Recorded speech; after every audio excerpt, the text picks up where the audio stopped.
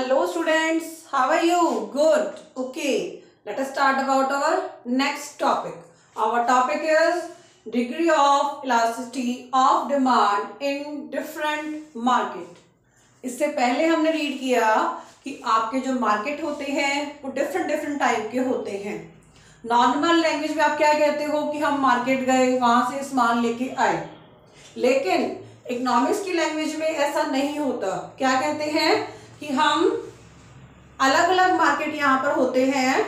आपने पहले रीड किया perfect competition, monopoly and monopolistic competition. तीनों का डिमांड कर्व भी अलग अलग होता है. अब तक हमने डिमांड कर्व एक ही पढ़ा था ना कि डिमांड कर्व क्या होता है, नेगेटिव स्लोप का होता है. यहाँ होते हैं आपके प्राइजेस और यहाँ होती है आपकी क्वांटिटी.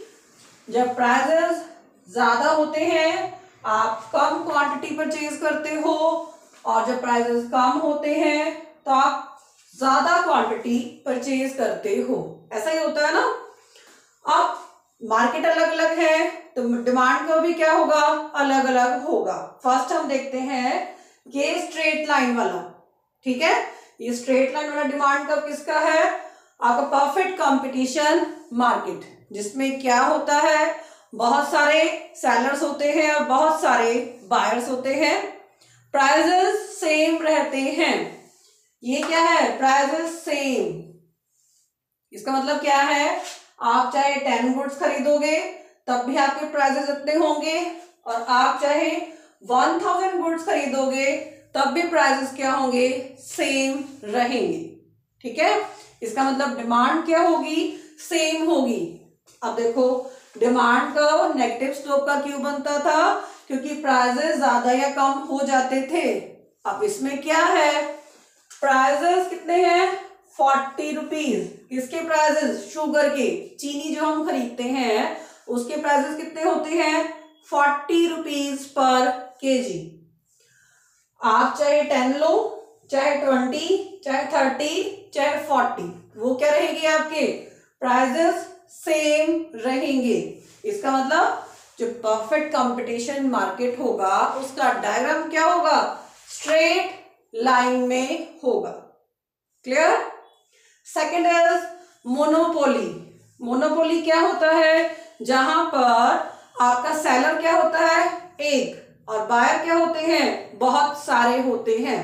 ठीक है, अब खरीदने वाला बहुत सारे हैं और बेचने वाला क्या है एक, तो वो क्या करता है अपनी मनमर्जी करता है. इसका मतलब प्राइजेस वो हमसे ज्यादा लेता है और क्वांटिटी हमें कम देता है. क्यों, क्योंकि उसकी मर्जी है. बेचने वाला कौन है, सिर्फ वही है. तो जो वो चार्ज करेगा हमें वो प्राइजेस देने पड़ेंगे. क्लियर. अब ये क्या है, जो डी वाला डायग्राम है वो किसका है, मोनोपोली का. वो क्या करता है, हमसे प्राइजेस ज्यादा लेता है और हमें गुड्स क्या करता है, कम देता है. ठीक है, प्राइजेस अगर उसकी मर्जी है कि प्राइजेस जितने मर्जी ले ले और गुड्स हमें जितनी मर्जी कम दे. लेकिन हम क्या करते हैं, डिमांड पर कैसे निकलेगा, अगर वो हमसे कम प्राइसेस लेगा तो हम ज्यादा डिमांड करेंगे. ऐसा ही होता है ना. मोनोपोली क्या करेगा, अगर प्राइसेस ज्यादा लेगा तो हमारी डिमांड क्या होगी, कम होगी. अगर प्राइसेस वो हमसे कम लेगा तो डिमांड क्या होगी, हमारी ज्यादा होगी. तो ये क्या बन गया, मोनोपोली का डिमांड कर्व. लास्ट रह गया आपका मोनोपोलिस्टिक कंपटीशन. ये क्या होता है, जहां पर मोनोपोली भी होती है और आपस में कंपटीशन भी होता है. क्या होगा, जैसे जो सोप है, साबुन की वैरायटीज है, वो क्या है, लक्स है, लाइफबॉय है, डव है. साबुन क्या है, बहुत सारे हैं. इसका मतलब क्या होगा, अगर वो हमसे ज्यादा चार्ज करेगा तो हो सकता है हम दूसरे साबुन की तरफ मूव कर जाएं.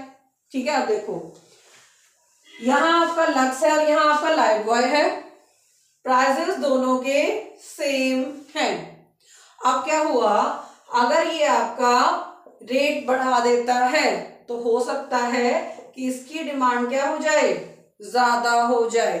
ठीक है, इसका मतलब क्या होगा, इसका डिमांड कर्व भी नेगेटिव शेप का होगा। अब इसमें और इसमें क्या डिफरेंस है, आप कहोगे ये भी नेगेटिव शेप का है और दूसरा कर्व भी नेगेटिव शेप का है। यहां और यहां का डिफरेंस क्या होगा, थोड़ा सा ज्यादा होगा। क्यों ज्यादा होगा, क्योंकि मोनोपोली क्या करेगा, इसी रेट पर आपको ज्यादा चीजें प्रोवाइड करेगा। देखो रेट वही है, मोनोपोली जिसकी है वो कम क्वांटिटी दे रहा है और जो मोनोपोलिस्टिक है वो इसी रेट पर ज्यादा क्वांटिटी सेल करता है। क्यों, क्योंकि उसको मार्केट में बने रहना है। अगर वो कम क्वांटिटी सेल करेगा तो मार्केट से बाहर चला जाएगा, उसका प्रॉफिट भी कम होगा। ठीक है, तो ये क्या होगा, D1 वाला जो कर्व होगा किसका होगा, मोनोपोलिस्टिक कंपटीशन का। First is perfect competition, second is monopoly and third is monopolistic competition. ठीक है, आई होप आपको ये क्लियर हो गया होगा। Okay student, have a nice day.